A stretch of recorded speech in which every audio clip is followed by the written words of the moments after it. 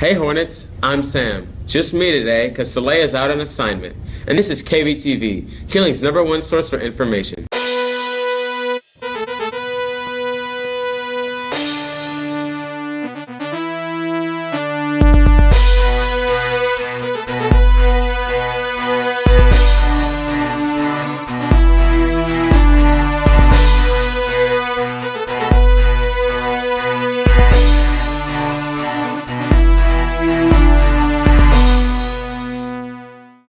It's Tuesday, so it's a news day. Here's the buzz for this week. Keeling's Spelling Bee is taking place after school in the theater on Wednesday, December 7th, and all students are welcome to try out regardless of how they do in their practice bee and advisory. Tomorrow is the 75-year anniversary of the bombing of Pearl Harbor and marks the beginning of United States involvement in World War II. Keeling Band will be performing a memorable concert tomorrow at the AISD Performing Arts Center from 6 to 8 p.m. Here's Keeling's band director, Miss Robinson, to talk more about it. The piece that we're performing is titled In Infamy because it's named after part of Roosevelt's speech that he gave immediately following the attack. And so part of his speech said that it would be a day that would live in infamy. And so that is where Mr. Wilds got the title from.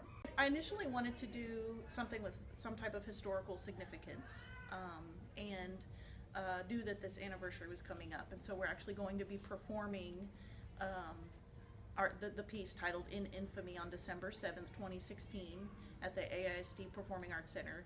And that is the day of the 75th anniversary of the Pearl Harbor attack. Show up to support Keeling Band and experience a memorable night on this special day. Now to Sophia for some more entertainment news. It's winter concert season this week. Keeling has a couple winter concerts taking place in the Keeling Theater this week. On Tuesday, Keeling Guitar performs, while on Thursday, Keeling's Choir performs. If you show up, I'd be prepared for a couple of exciting shows. Avid Winter Dance is this Friday. Show up for the exciting Avid fundraiser and make some memories. Our advanced Keeling Theater program has been working hard on a UIL play called Watch Your Back for Stingy Jack. Let's go to a KBTV reporter for more information. They say the show must go on, and Keeling Theater certainly knows how to put on a show. On Monday, November 14th, Keeling Advanced Theater 3 went to the Austin ISD UIL one-act play festival to perform their play, Watch Your Back for Stingy Jack. The cast and crew was well prepared, having rehearsed for months. The story was about a Halloween party hosted by Laura, and her dad comes and tells a story about a man called Stingy Jack Cobblestone. I play Stingy Jack. My favorite line is, "Until my treasure is found, I will haunt this world. Until my treasure is found, I will come for you." For all of you. Congratulations to Lucy Sagawa for winning the gold medal, Braden Bradford for winning silver, and Ella Glasscock for winning bronze. The Special Outstanding Technician Award went to Alicia Mortahone for her leadership as stage manager. This has been Sadie Schriftman reporting for KBTV. Wow, looks like our theater classes have been working really hard. Now to Alicia for some sports news. Girls basketball played against Mendez last week, and our girls played great. Be prepared for another exciting game this Thursday against Means. 7th grade teams play at Keeling at 6 and 7. The 8th grade teams play at 6 and 7 at Mendez. Boys soccer played Martin last week and played an awesome game. Our exciting team plays again this weekend against Covington at McCallum. Speaking of our amazing boys soccer team, KBTV reporters recently investigated all about the team, including some sneaky superstitions. Keeling's boys soccer has been a very popular sport this year, with almost 100 students trying out for A and B teams.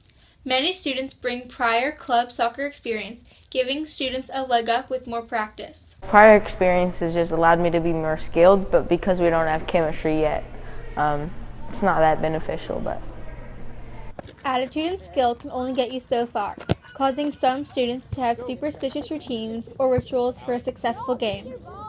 before teams, my team will come together and we'll do our little chant and then we break. Despite the competitiveness of teams, soccer is a sport made for anyone to come out and play. All you need is a ball and a willing spirit to compete. I know basically every player on the team really well. I like it because it gets you a good experience with them. Like, you get to know more about them, how they play, like what they like doing, things like that.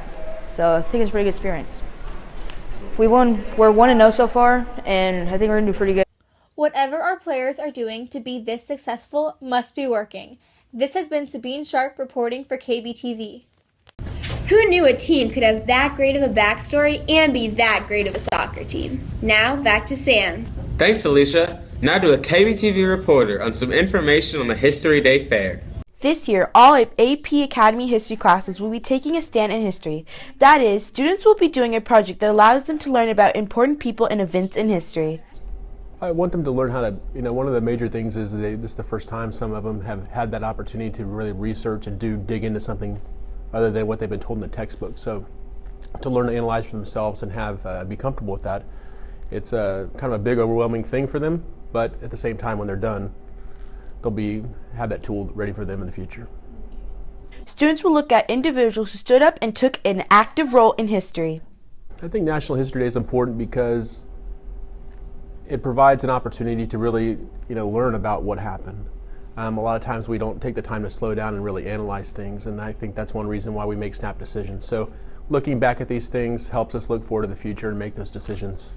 This project allows students to learn not just history in the past, but also see how it is relevant in the present. Well, I think, especially with the election we just had, the taking a stand in history, people standing up for what they believe, have conflicts, but those conflicts are natural and they're going to come about. So I just think it's important to analyze those things and make sure that we understand what really happened and make our own opinions for ourselves.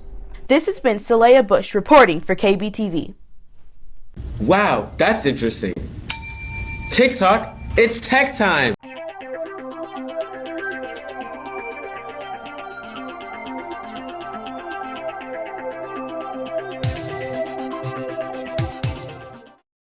Three bad things about the Google keyboard are: 1, sometimes it autocorrects unnecessarily; 2, after punctuation sometimes it won't capitalize the next word; and 3, it's not very good looking. 3 good things about the Google keyboard are: 1, you can swipe and connect letters to make words. You can search in Safari straight from the Messages app.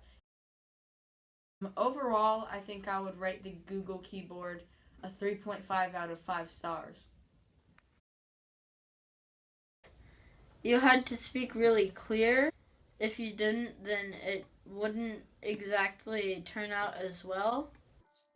It was fun to just listen to it sometimes. And it was fun to make the music. Overall, I give it a 3.5 out of 5 stars. So I think the first thing is it engages most students, and that is obviously a bonus.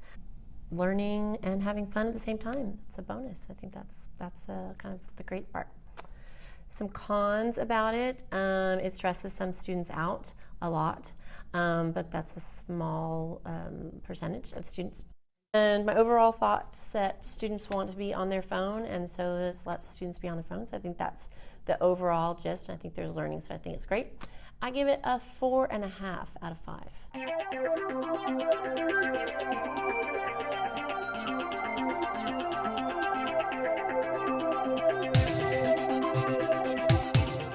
Thanks for watching, Hornets. I'm Sam, reporting from the Hornets' Nest, and we're the Hornets' Best. We'll see you next week.